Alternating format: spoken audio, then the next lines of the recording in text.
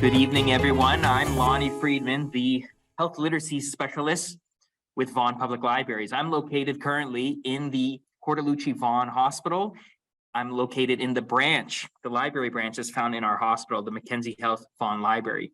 Tonight's session will be about resources for weight management, both what the library offers and what the greater scope of apps and such that you can download for free. Before we really start in earnestness, let me do a land acknowledgement. Vaughan Public Libraries respectfully acknowledges that our libraries were built upon the territory and treaty lands of the Mississaugas of the Credit First Nation per the Toronto Purchase Agreement or Treaty 13. We also recognize we are situated in the traditional territory of the Huron-Wendat and the Haudenosaunee, who occupied this land before the arrival of European settlers. The city of Vaughan is currently home to many First Nations, Inuit, and Métis people. We acknowledge their contributions to the life and prosperity of this land. As representatives of the people of the city of Vaughan, we are grateful to have the opportunity to work and live in this territory. So the first caveat to our presentation today, I am not a dietitian, not a clinician. I am just a medical librarian / public librarian. What I'm doing, the purpose of this presentation is to sort of summarize the scientific literature.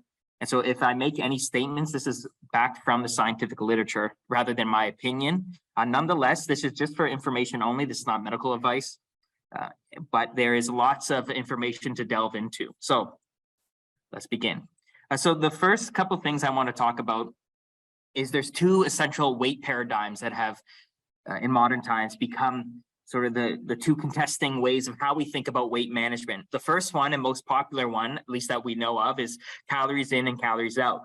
In other words, that your overall, whether you gain weight or lose weight, is essentially an equation of energy balance. So for example, I'm 5'8", I'm about 180 pounds or so, give or take a few pounds every day, and I'm fairly active.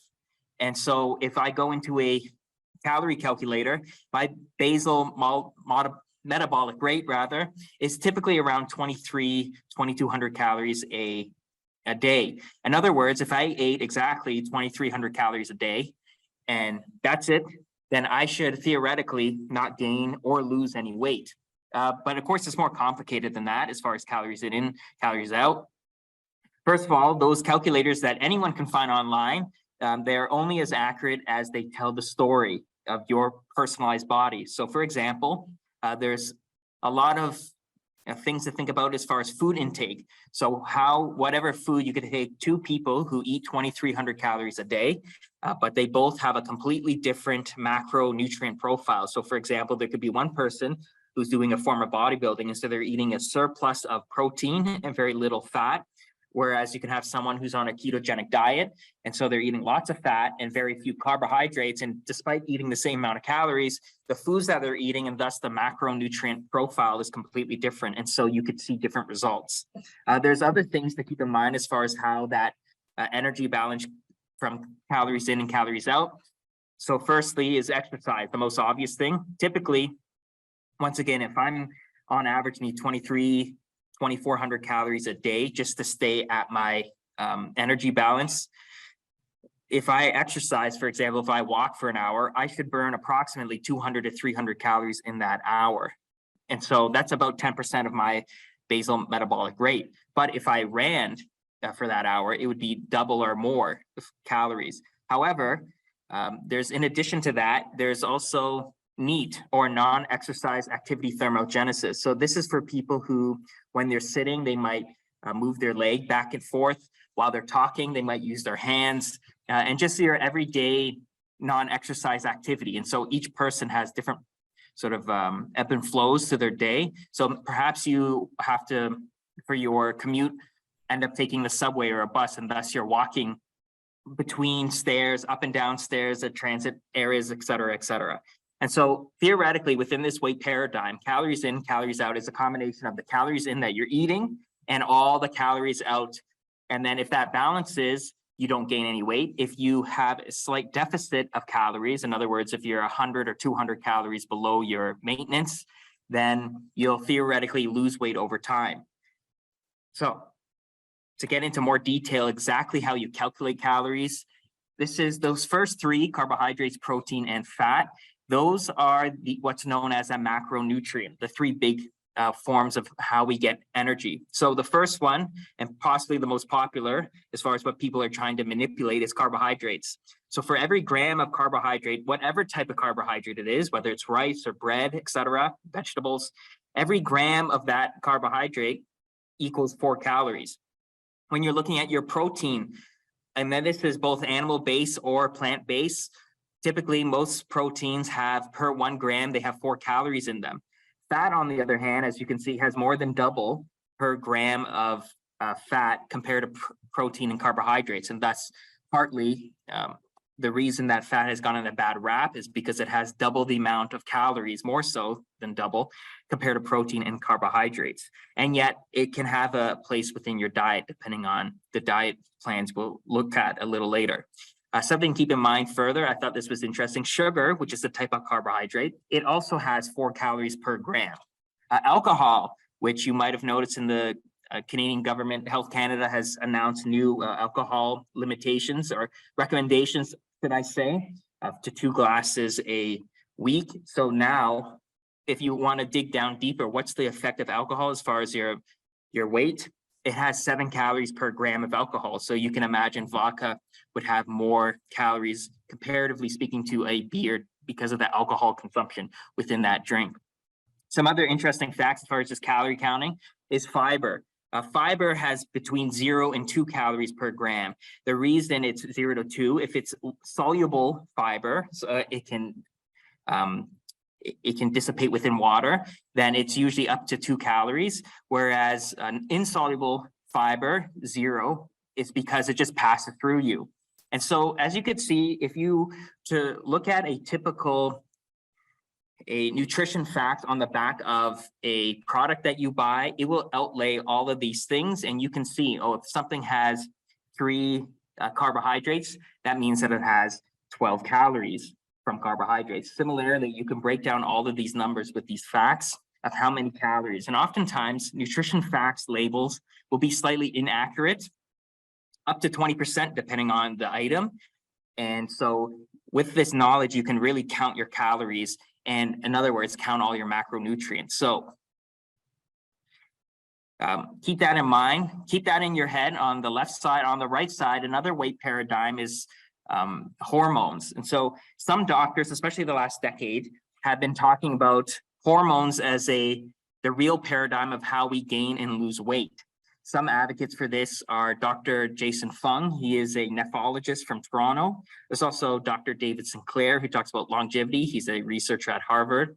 And a lot of these doctors will talk about calories can help as far as being able to track what you're eating, but they don't tell the whole story. And their argument is that types of food are essentially information that your body receives, and thus that information, the type of food it is, will determine what your body does with that food. And this typical misunderstanding that you can eat, let's take me again for that example, 2,300 calories, and I want to lose a pound of weight, for example.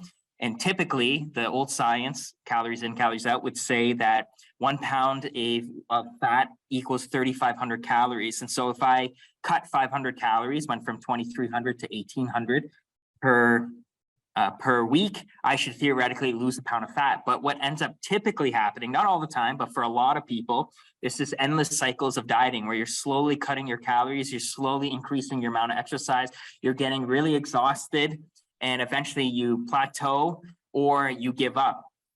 And so you could see that oftentimes there's endless cycles of dieting, of sort of yo-yoing.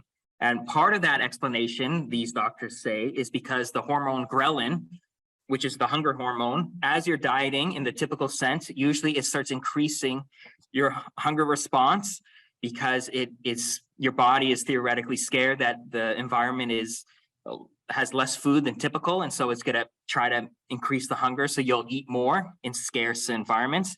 And then the chemical leptin, which is the one that's released, so usually when your stomach stretches because you're full, it's produced and tells your brain to stop eating. Now, there are ways of manipulating these. For example, for leptin, we talked about earlier fiber.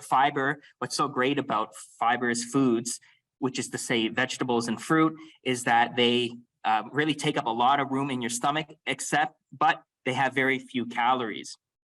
Another thing about this hormone weight paradigm is they say essentially this all comes down to insulin resistance and the glycemic index. So a quick sort of summary of that is, according to doctors like Dr. Jason Fung, they argue that insulin resistance is the ultimate cause for a lot of these chronic diseases, heart disease, diabetes type 2, et cetera. And what that means is, if we take the typical, before the 1970s, the typical diet was you eat 3 meals a day.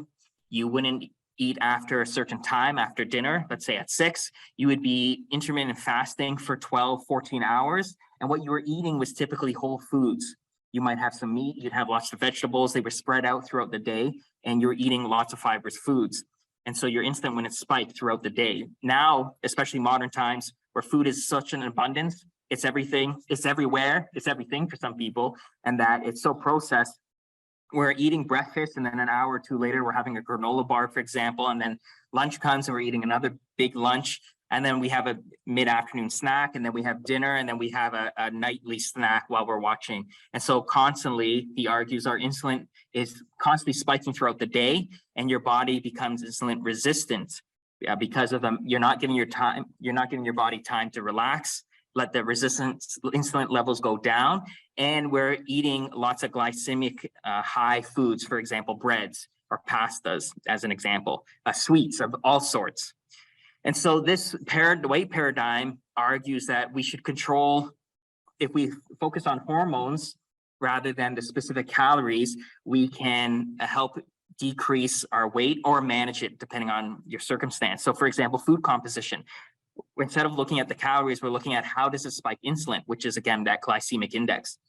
I mentioned earlier intermittent fasting or extended fasting. I'll go back to Dr. Jason Fung, the nephrologist in Toronto. He has a clinic in Toronto where he helps reverse type 2 diabetes, which is possible through intermittent and extended fasting. He has shown this through scientific papers, which is very impressive. And not just him, there's many scientists throughout the world, especially North America, who are proving that this lifestyle can help, because it allows your body to tap into its fat stores by lowering your insulin, but not constantly eating. And then lastly, there's the macronutrients of the different ways that protein, carbohydrates, and fat affect your insulins. And so now you can kind of see, and I've summed up very quickly, and there's lots of flaws in what I've summed up, but to give you a general idea of, there's the calories in, calories out, there's the hormones. Possibly though, having both information could be very helpful to you. So before we get into the type of diets and lifestyle, something to keep in mind. We know that to a certain extent, calories in, calories out works insofar as it has to follow the proponents of that type of paradigm say that our bodies are no different than any other mass, that it has to adhere to the laws of thermodynamics. In other words, energy cannot be created or destroyed, it can just be transferred. And so if you, for example, are, again, let's take me, 2,300 calories a day, and I exercise, so I burn off approximately 200 from that exercise, I eat 2,200 calories, that would put me in a deficit of 300 calories, but I'm still not losing weight, for example. That might mean that instead my basal metabolic rate has changed, or rather my non-exercise thermogenesis, I've become a little more lethargic, and so I'm not as likely to burn more energy throughout the day besides my typical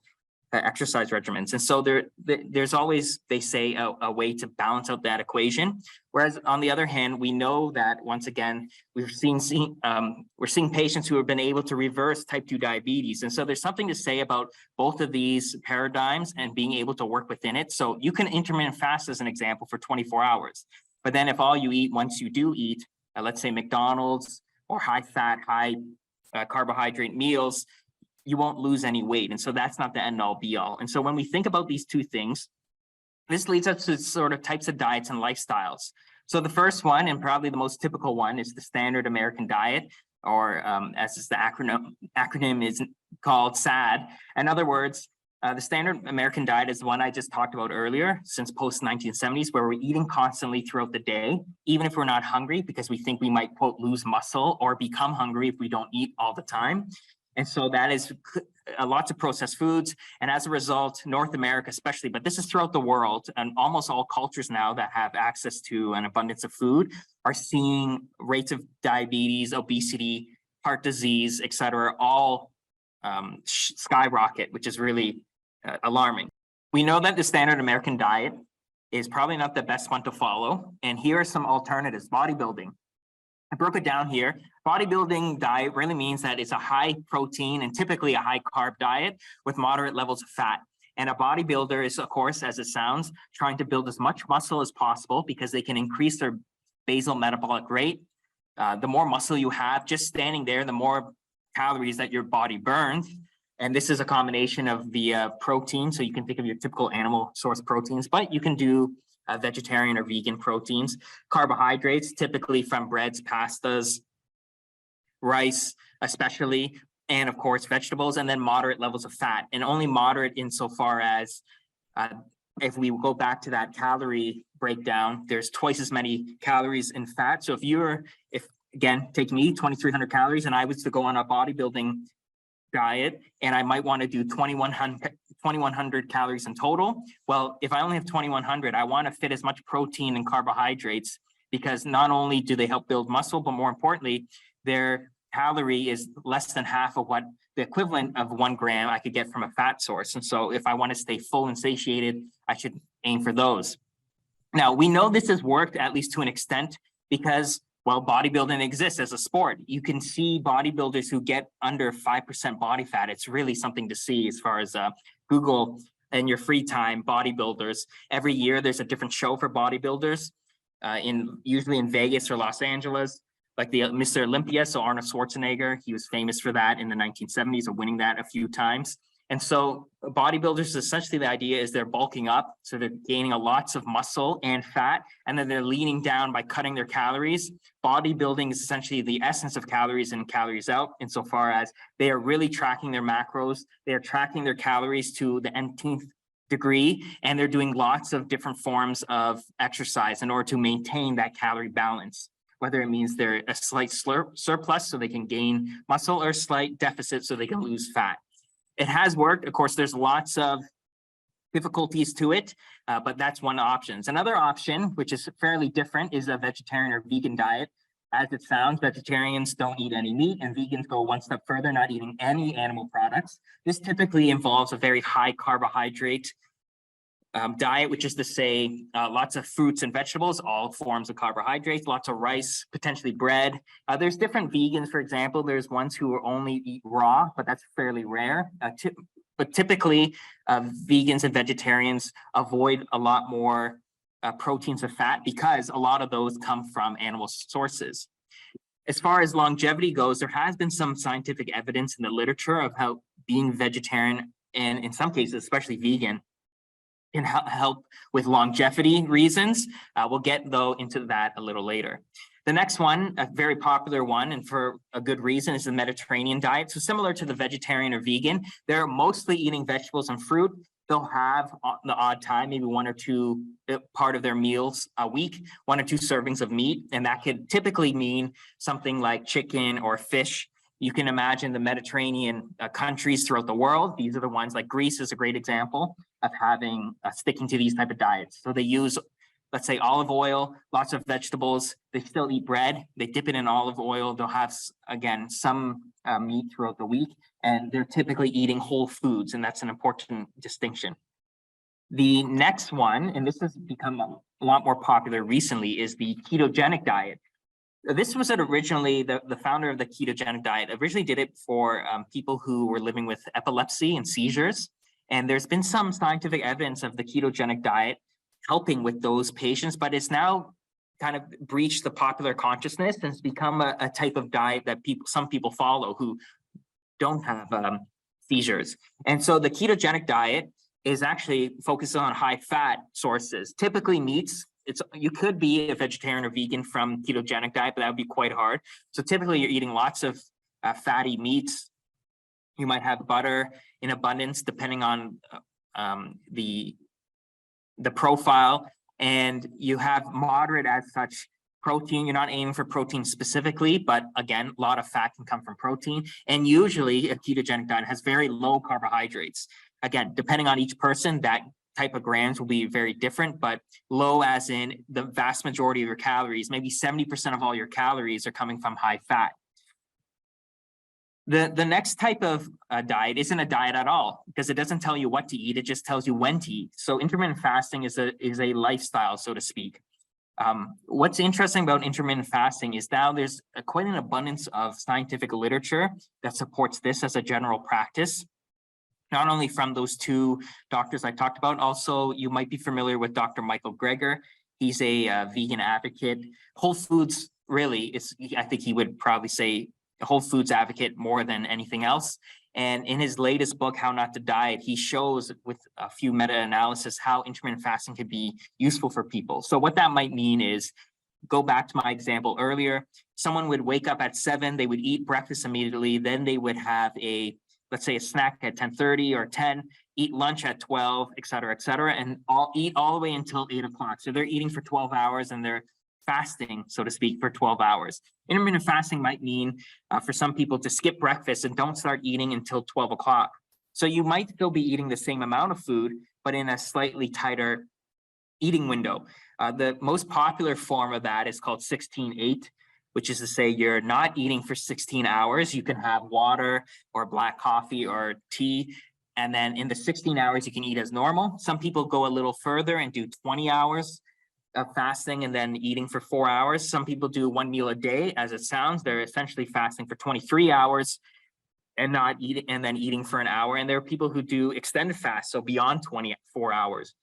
In fact, the world record for extended fasting is over a year, which is tremendous. That was under a scientific study where scientists were helping this man by giving him micronutrients as well as monitoring his health the whole time. But it sort of shows you the extremes that people can go to in order to lose weight. But in this case, what's interesting about intermittent fasting is not only do people lose weight, again, from these scientific studies, even eating the same amount of calories, but in a shorter window, there's also many benefits to intermittent fasting beyond just the calorie part or just it's going back to those hormones paradigm of becoming more insulin sensitive, which is to say less likely to have type 2 diabetes or heart disease. And secondly, there's this one, a Nobel Prize in medicine just under a decade ago, about the idea of autophagy. And what that is your body recycling old proteins, so old decaying cells, destroying them and rebuilding new fresh cells with the old matter. So intermittent fasting is quite a interesting phenomenon. And if we think of all of the major religions throughout the world have some form of fasting within them, all the Abrahamic ones, Hinduism, Buddhism, Sikhism, etc., intermittent fasting of some sort. So there's has been implemented in all these religions. And so that wisdom has been there for thousands of years. It's now the science is really backing it up. So speaking of which, and this is actually related, another type of diet is sort of the blue zone diet. You might have heard of this. Blue zones are places throughout the world with the highest longevity. In other words, people who live typically over 100 years old, and not just one person here, one person there, but giant communities of people who live a long time. And there's one originally in Okinawa, Japan. There's a few in the United States. And when they look at these groups are typically doing a few things. They're mostly eating vegetables. Some of them are having a little bit of alcohol and a little bit of meat, but that's the very low as far as a portion of their total calories.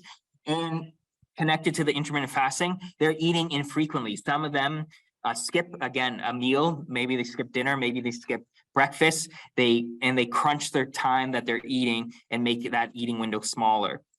Really fascinating. Now, here on the very flip side, there's been a new phenomenon, especially in the last couple of years, called the carnivore diet. And as it sounds, it is truly, you're sticking to almost exclusively meat.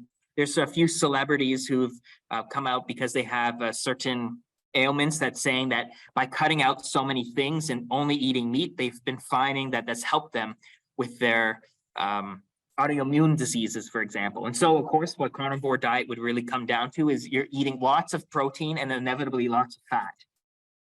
And then sort of a lesser form of that is the paleo diet, which again is more a newer. And so taking sort of the vegetarian, vegan, blue zone idea of and Mediterranean idea where you're eating really only whole foods, but you're only eating whole foods that would have been available centuries ago. So for example, you're eating vegetables and fruits, and you might skip bread entirely because that's sort of a man-made product. And so you're fixing on fruits and vegetables and various forms of meat and some rice, for example, and that's it.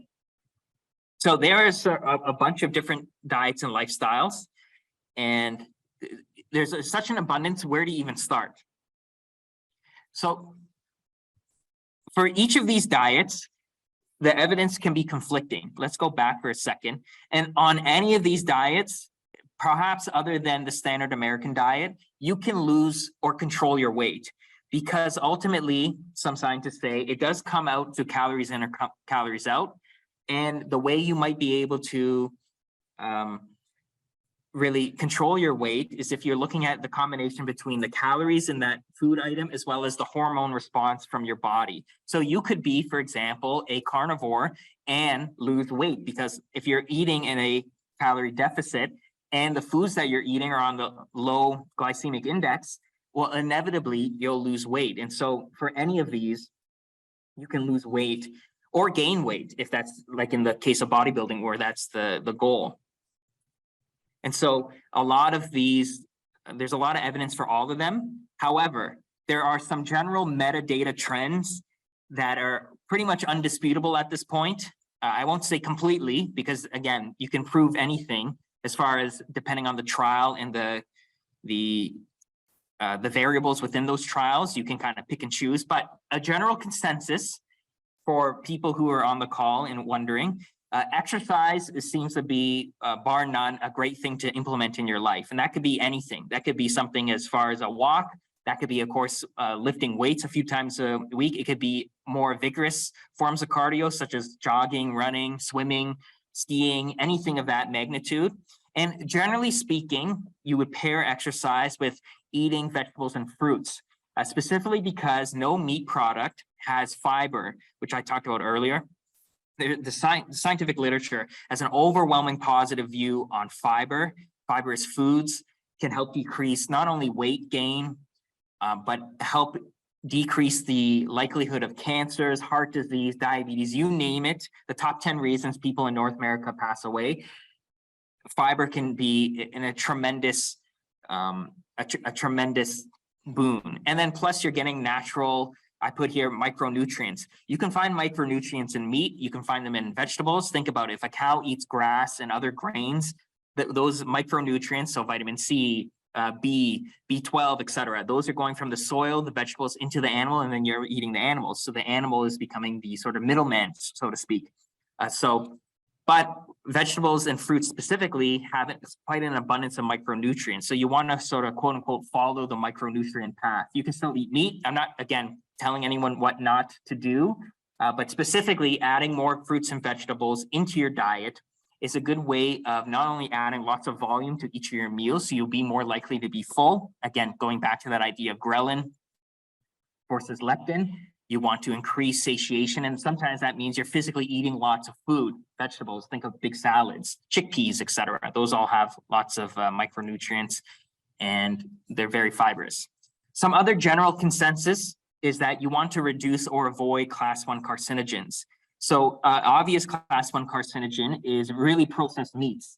So for example, bacon and sausage, hot dogs. I know for some of you that might be difficult to hear, but this is just sort of the general scientist consensus. That doesn't mean you have to completely, if you really enjoy your bacon, completely cut it out, bar none, but it's something to keep in mind when you're ingesting.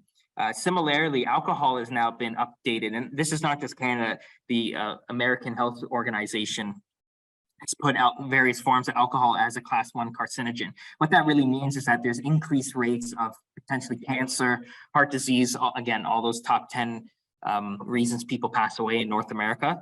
Once again, that does not mean you should never drink alcohol ever again, but keep that in mind as far as when you're trying to balance things. Another general consensus that is easy to recommend is getting enough sleep. I think this is fairly uncontroversial.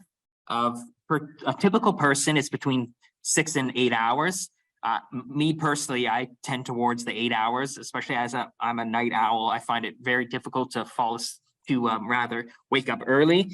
And so knowing that about myself, I try to, when I have morning shifts, get to bed much earlier so that I can get a full sleep. And it's really a huge difference. Not only is sleep important for cognitive function, but all of the reasons we talked about earlier as far as hormones, as well as calories, there are umpteenth amount of scientific studies that prove that if you don't get enough sleep, and that might mean a little less for you or a little more compared to me, if you don't get enough sleep, that everything else, higher rates of all-cause mortality, weight gain, cognitive impairment, etc. And so not one particular night is going to change things, but over weeks, months, and years, not getting enough sleep is a huge detriment and probably the least talked about thing that any of us can do right now.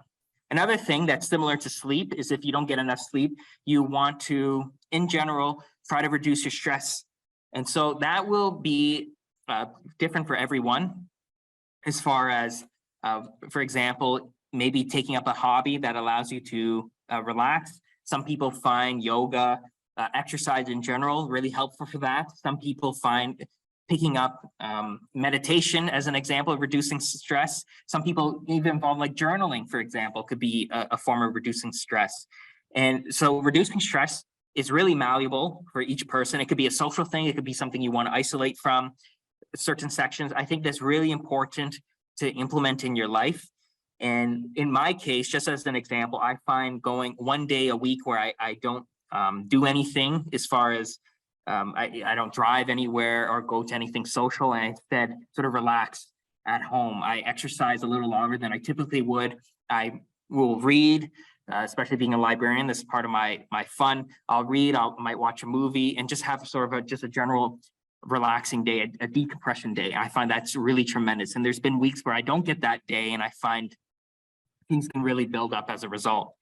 I put here finding optimal ways to indulge. What I mean is, I'll use myself as an example again. I really like sweets, but of course, as I get older, now I'm in my 30s, that's not something I could just indulge in all the time. And so finding optimal ways is something to the point of, I mentioned alcohol earlier.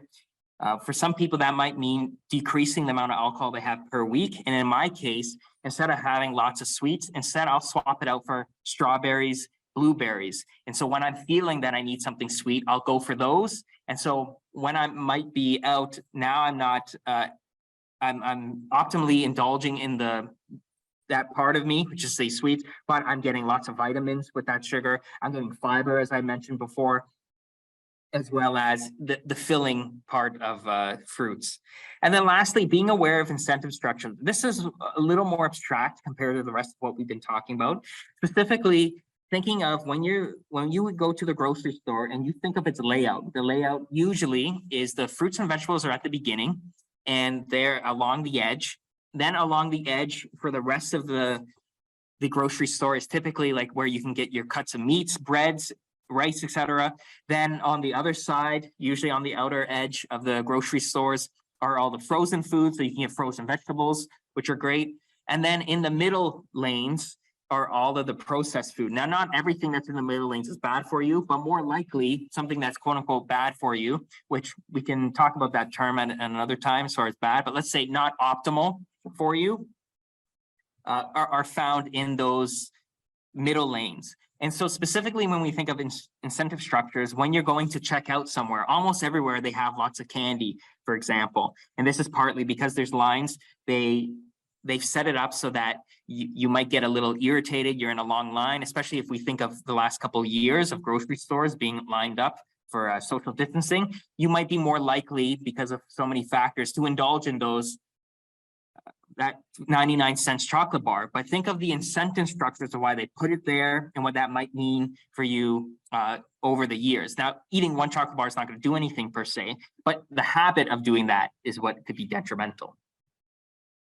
So a couple other easy steps so let me kind of recap before I go on. I talked about, firstly, calories in and calories out. As a form of, it's strictly not that, because as I said, if I take 2,300 calories cut 500 calories. Eventually, I should just whittle away. I would have to keep cutting calories until I'm on 1,000 calorie to continue losing weight. That's not sustainable. That would be sort of a starvation diet. And eventually I would plateau and then rebound as far as weight gain. But there is laws of thermodynamics, and bodybuilders have been doing this for about a century, and it has been working for them, calories in and calories out.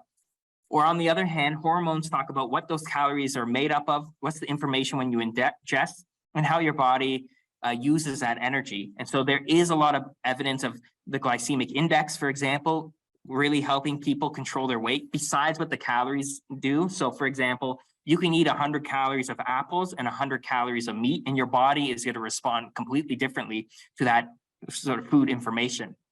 And so with that information in mind, how you can implement sort of the both paradigms together, because they are both useful depending on where you are in your life, as well as what your goals are. So the first thing, if you haven't read it before, we have it at the library. There's a book called Atomic Habits. It's a fantastic guide of abstractly thinking about our habits, because ultimately what we eat not only is a cultural habit, which is to say it could have been established thousands of years ago, wherever culture you come from. And of course, we're all from Canada here.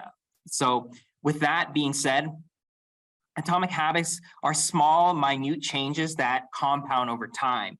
And that book does a great job of looking not just at food habits, but everything. The way we want to exercise, or what we want to become as we get older, what our goals are, and how habits can help us achieve those goals. Another couple of easy steps that you can implement is adding steps every day. Again, this is almost universally praised. People who walk more, in other words, take in steps more every day, have for example, there was a meta-analysis I read a few months ago. If a person who's walked 6,000 steps compared to someone who's walked 3,000 or 2,000 steps has a 50% less mortality rate, all-cause mortality, than that person who's done fewer steps. And it continues increasing up until about 15,000 steps a day. So as you can add any more steps to your day, which is to say, for example, taking the stairs as opposed to the elevator. If it's possible, walking to work. If it's not possible, during your breaks, walking. It's doing things of that nature. Going from the end of the parking lot and walking to the grocery store. All of these little things seem trivial, but when you add up for a week, for a month, for a year, this can be pretty substantial. And the scientific literature backs up the more steps you get in, and it doesn't have to just be walking. You could jog or run, but walking is the typical thing most people can do. Most people have, even if they don't think they do, 15 minutes a day. And so that could be approximately 1,500 or so steps, depending on your walking gait. It's an easy thing to implement. It's very low stress on your body, so you're not necessarily going to get hungry after you do 15 minutes of walking or 20 minutes of walking. And this is something me personally I've been doing for quite a few years now, where over time I've implemented. I try to get 8,000 a day, and oftentimes on my days off, I'll go for much longer hikes. And I've been finding it really, going back to that incentive structure and habits for relaxation, I find when I don't walk in that day, I feel quite sluggish. I didn't get a chance to listen to music or listen to podcasts or books. And of course, the library has many audiobooks for free. And so I often get lots of my listening done while I walk. Replacing one meal a week. And what did you say, if you're curious to try vegetarian or vegan diets, as an example, or any of these diets that I mentioned earlier, that's a very easy thing to slowly implement. You don't have to go from 0 to 100 for any of these things. Instead, you can start doing piecemeal, as it is, of changing some of your habits very slowly. So for example, if you wanted to try, we'll use vegetarian, if you wanted to try cutting meat out once a week, instead of starting with once a week, try one meal a week. So if you typically eat 3 or 2 meals a day, try one of those meals just being only plant sources and go from there. This is sort of a tip from Atomic Habits of if we can do the absolute bare minimum, not try to over exaggerate our goals, but to really start with the incredibly small step. Eventually, over time, this will become a natural thing. And so going back to my step count, originally when I was trying to do 8,000 steps a day, that became quite onerous. But over time, I would go to the washroom, for example. That's the furthest one from where the library is. That could add 400 steps. And every time I wanted to, I would always park at the furthest part of the hospital parking lot. That added 1,000 steps. And over time, it's become really quite second nature. Another thing here, you see adding, subtracting items in meals. So again, well, just as the example, because it's easier to grasp your head, if you want to go from your typical diet and you want to start becoming potentially experiment with vegetarianism or veganism, adding, subtracting items in meals is really perfect for you. In other words, if you're creating a pasta, all you would have to do is replace the meat with a substitute meat. And eventually you might get to a point where you get a taste for these. And even better still, potentially, as far as health habits form, you start replacing meat with a plant substitute. And so these adding and subtracting are even a small version of replacing one meal a week or one meal a day by just doing one item or adding an item. So as an example, let's say you want to do the bodybuilding diet. And so adding items in a meal. So you're having a piece of protein, let's say chicken, and then you have rice. Adding vegetables and fruit to that meal would be another great way of really complementing the food profile in order to get all of those micro and macronutrients. Finding a substitute, which I just mentioned with meat as an example, but you can do that for literally everything. If you are on the grasp of type 2 diabetes as an example, and you're drinking lots of typical like regular pop, this easy substitute is immediately start drinking the 0-calorie version. Eventually, perhaps, if you're finding that it's becoming addictive or you just want to decrease your pop consumption, you can start swapping out once a week, twice a week, etc., for diet sodas to sparkling waters, etc. And so there's lots of substitutes for almost every type of food that you might like indulging in. And I mentioned earlier where I'll still have a chocolate bar once in a while, maybe once a week, let's say, but most of the time I find myself gravitating towards fruits and vegetables. And I think this is kind of an important point. We're not just talking about weight management per se, in other words, losing weight, and constantly, if we're not losing weight or at like a peak, quote unquote peak ideal weight, we're failing, but instead there's weight, but that's one of the many variables within general longevity. Dr. David Sinclair talks about this a lot, really poignantly, that weight is important, but your overall general functions within your body, which weight doesn't necessarily talk about. So your blood pressure, for example, all your health markers that when you're taking your blood, your general just liveliness, a lot of that can be not just the calories or the hormones, but the types of general food that you're consuming. And lastly, I put here practicing some form of restraint, realigning pleasure. So what I mean is, again, we'll use that, what I talked about earlier with fruits as opposed to chocolate bars. Some form of restraint initially can seem like it is onerous. So I talked about, I'm going to stop eating. I'm not going to completely stop eating, let's say, chocolate bars, but instead I'm going to slowly realign what I find pleasurable. And it's amazing. And again, there's lots of evidence of this as far as people switching to different diets or lifestyles, that usually after 2 or 3 weeks of you switching, let's say you're a meat eater and you become a vegetarian, you will crave meat, of course, because part of that is your typical habits. But over time, your body starts realigning its taste buds. So if you're going from chocolate bars to strawberries, over time, you're going to start craving strawberries as opposed to chocolate bars. And that might not ever be completely one-to-one, but over time, you can really start realigning your pleasure centers. And then there's something to be said about not having something being pleasurable. And that's kind of sometimes taken to an extreme, but typically intermittent fasting or extended fasting is kind of realigning the food, the pleasure you get from food, instead the opposite, the pleasure abstaining from food in a short period of time, and what your body can now rest, your insulin levels can go down, your body can tap into their fat stores, and lastly, depending on how long you intermittent fast for, you can start the process of autophagy, among other things. And so by realigning your pleasure centers, and initially it seems like a form of restraint, but really it's your realigning your priorities.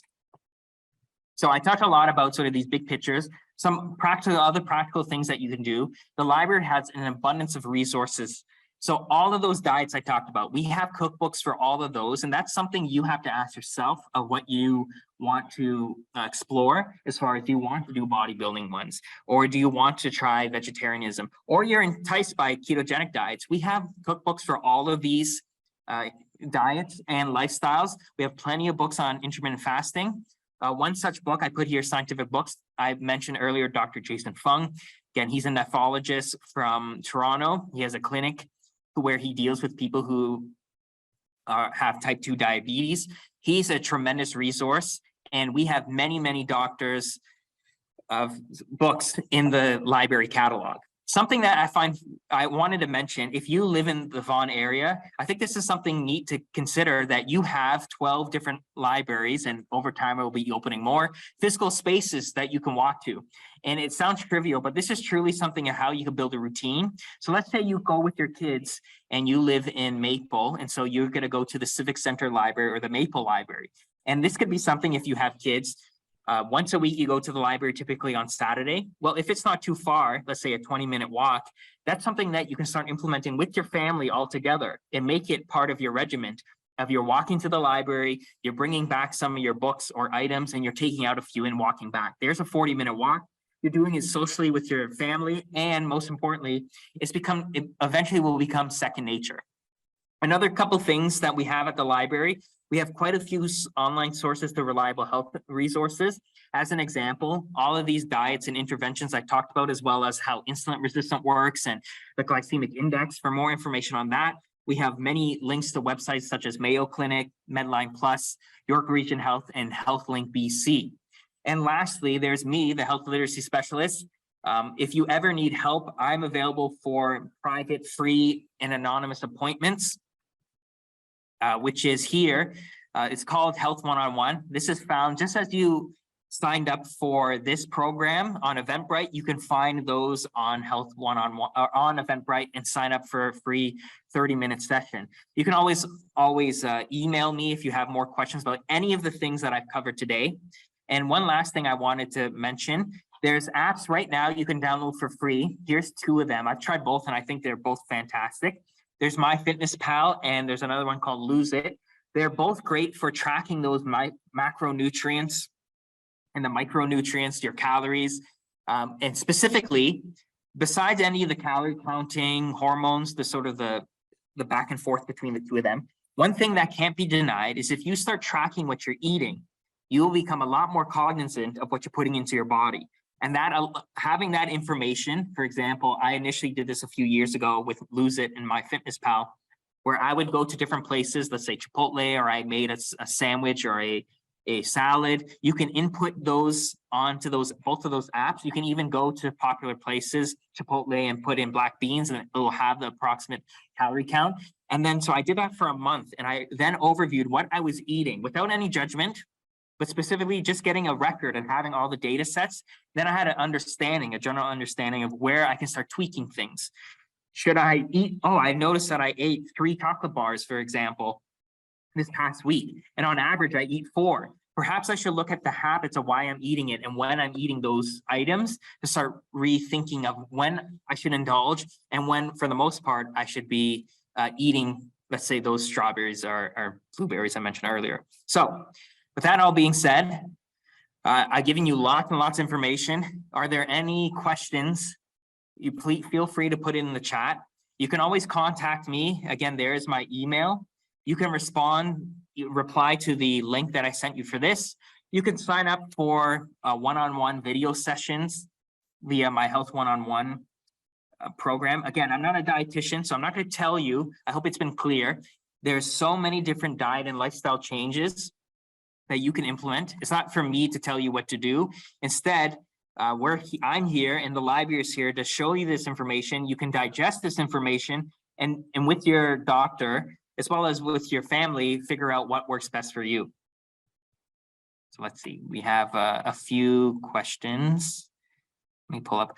One person said, Lonnie, I really enjoyed the session regarding teens and mental health. Oh, thank you very much. Again, this is being recorded, so this will be on our YouTube page, but we have many past health programs that I've hosted or done myself. So feel free to check out Vaughan Public Library's YouTube page to watch them. So thanks again. One person said, thank you for another informative educational presentation. Thank you for the compliment. One last chance, feel free, please now put in the chat any questions you might have. Another person said, thanks for the info. Thank you. I know that there's so much information. This has taken me many years of research, not only for the dietitians here, but just my general curiosity. I read quite a few scientific books, as you can imagine, being the health literacy specialist. And it's really hard to find many consensus but those ones that I listed earlier are fairly uncontroversial. And most of them is something that I've adapted lesser or more to in my life, which is to say, as it fits my lifestyle. And as I built up what my lifestyle I want it to be, that's how I've been able to start making changes. One person said, what about those foods with sensitivity? Thank you very much for good information. To answer your question, that's why I like a lot of those different diets. Is let's take vegetarian veganism just as an example. There might be people who have celiac disease, for example. And so if you no longer can eat meat because you become a vegetarian or you are one, plus you can't eat most forms of bread, that really limits you. But there, as I mentioned earlier, there's so many alternatives, including gluten-free, let's say cakes or breads and such. So that's something to keep in mind. If you want more information, not only should you look up your food sensitivity within like Medline Plus, you can check our catalog for something. Again, I'll use gluten-free as an example. You can type in gluten-free in our search box on our website, and there will be an enormous amount of resources, both cookbooks as well as scientific books to explain all the alternatives and things you can do right then and now. And then if you're still at a loss, you can book me for a health on one-on-one session, and you and I'll share my screen and I'll go through a lot of these websites I've been talking about. We'll go in detail for whatever specific thing you want to look up. One person said, I want to start making changes. Would you suggest talking to my GP before making the changes, or try some stuff to see what happens? I think it's always good to talk to your GP in general, keeping them in their loop. There's a lot in North America, but this is true for Canada, despite it's free to go to your GP just for a checkup. I don't think most of us do enough going to our GP, especially as we get older and life sort of catches up with us. For example, taking all your blood at least once a year, going to your GP and getting looked up, taking your blood tests, all those markers to see what's your fasting glucose levels, how's your liver doing, all of these things. It takes very little time. I know it can be a little tedious to get an appointment, but a lot of that stuff, your GP, if you can do it over the phone or over Zoom for a lot of them, get that form and then go to the lab and you get the results. And so I do that. I try to aim for twice a year to get my blood results. And so now I'm slowly building up all that data I talked about within those apps, as far as calories go and my general eating habits. Now I have a lot of data of my blood work. And so going back to that app, for example, I don't typically count all my calories anymore because it can be tedious. Some people really like the regiment nature. I personally don't, but I did it for a month to get an understanding of my typical habits. And so I've been slowly parsing those up. And so similarly, certainly please talk to your GP. This is something you and them can discuss. However, there's lots of things that you could do right now that don't require to ask your GP. You could drink more water, as an example. You could swap out a certain, like a drink that you drink that has calories. Let's just say, as an example, beer.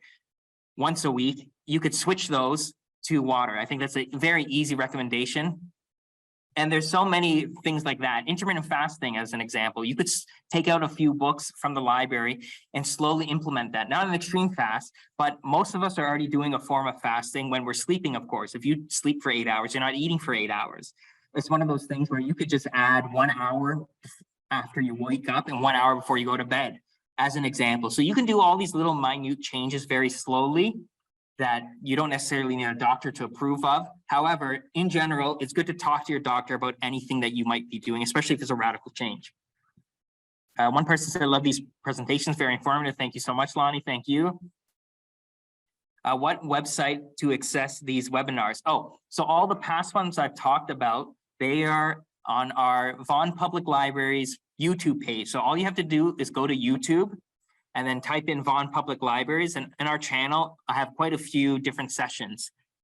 Most of them, I host a clinician who talks about a specific topic. For example, I hosted a South Lake hospital and they had a specialist who talked about smoking cessation for those who smoke cigarettes and how to stop.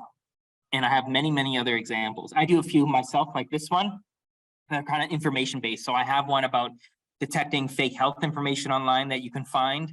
And so in other words, how to scrutinize information while you're reading, especially all this health information. Some of it can be bunk And so this is something that you can develop over time of how to really see if something is a reliable source or not.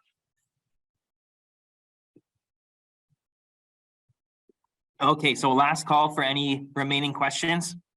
Once again, you can reach out to me via email. You can sign up for any of these health one-on-one sessions. And in general, I'm always available. You can send me a message. Okay, here's the last question. Any recommendations on intermittent fasting books? Once again, Dr. Jason Fung is fantastic. I really love his outlook. And once again, it's great to marry sort of the hormone paradigm with the calorie paradigm because it gets you sort of in the right space. A great book is The Obesity Code. That one actually made him famous. So The Obesity Code, he's a great advocate for it. How Not to Diet by Dr. Michael Greger is really good. And Jason Fung also has, if you really want to get into the weeds of intermittent fasting, he has, if you type in Jason Fung in our catalog, there's quite a few books that he's published. Okay, and one other person said thank you for the information. Great, thank you everyone.